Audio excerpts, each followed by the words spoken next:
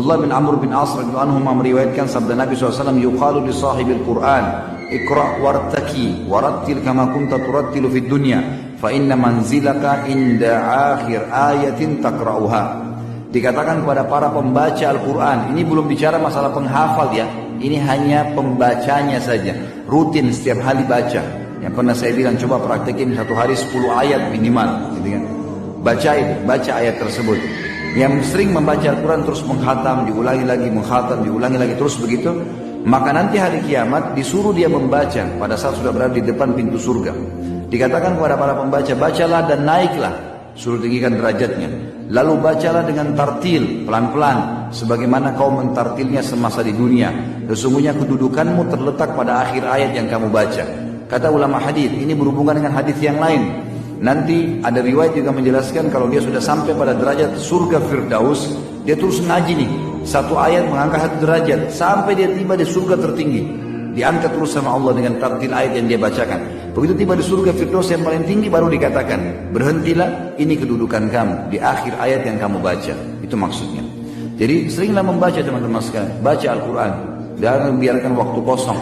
Bahkan saya pernah praktekkan dan berhasil. Lagi di lampu merah bisa baca Quran.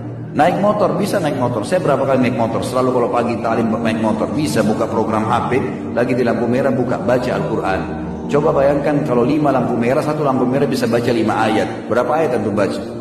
25 ayat. Kalau 7 lampu merah, kalau 10 lampu merah, setiap mampir tuh. Ya, itu maka bisa. Daripada kita duduk lihat helmnya orang warna apa, mobil warna apa, lihat bajunya, ada manfaatnya. Baca Quran akhi. Ya. Baca Quran, baca sesuatu yang bermanfaat. Dikatakan dalam riwayat yang lain, hadis riwayatkan oleh Al-Haythami dalam Majma' dan At-Tabarani juga dalam Al-Kabir dan Awsat, dan diriwayatkan hadis ini juga oleh Ahmad bin Hanbal, Yahya bin Ma'in, An-Nasai, semuanya mengatakan hadis ini hasan. Bahwasanya Fadl bin Ubaid dan Tamim ad-Dari radhiyallahu anhuma meriwayatkan dari Nabi SAW, barang siapa membaca 10 ayat dalam semalam, Al-Quran 10 ayat dalam semalam, maka dicatat untuknya 1 kintar. 1 kintar itu nilainya lebih baik daripada dunia dan seluruh isinya. Dikasih padanya 1 kintar. 1 kintar ini nanti di akhirat dia dapat.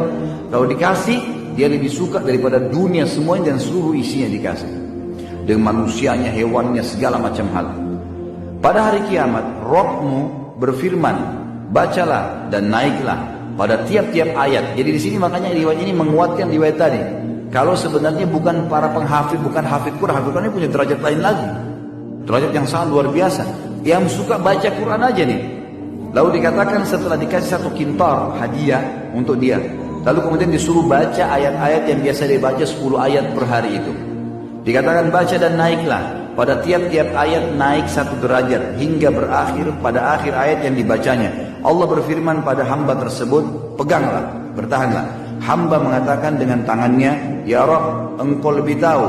Maka dia berfirman, pada keabadian inilah, pada kenikmatan inilah.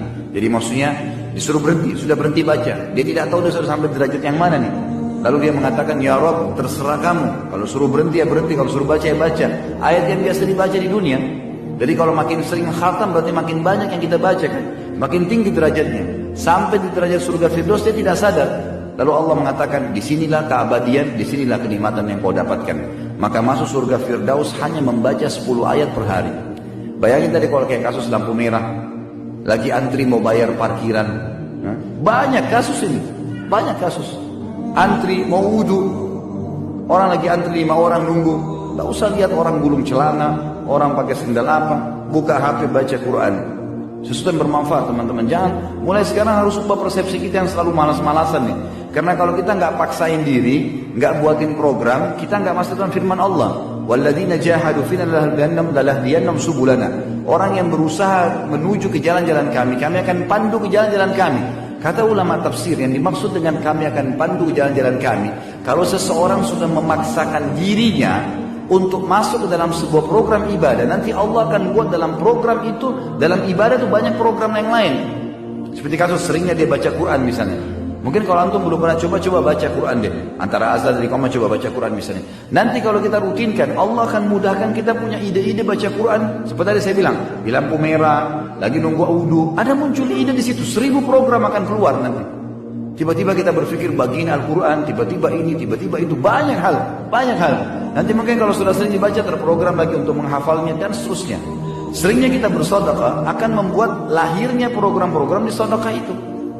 Tanpa kita, mungkin orang lain tidak pernah terfikir, kita pun tidak terfikir. Tapi akan muncul ide di situ. Sama dengan puasa, sama dengan zakat, sama dengan segala hal. Kalau kita sudah biasa buat program di situ, akan datang program-program yang Allah Azza wa Jalla mudahkan.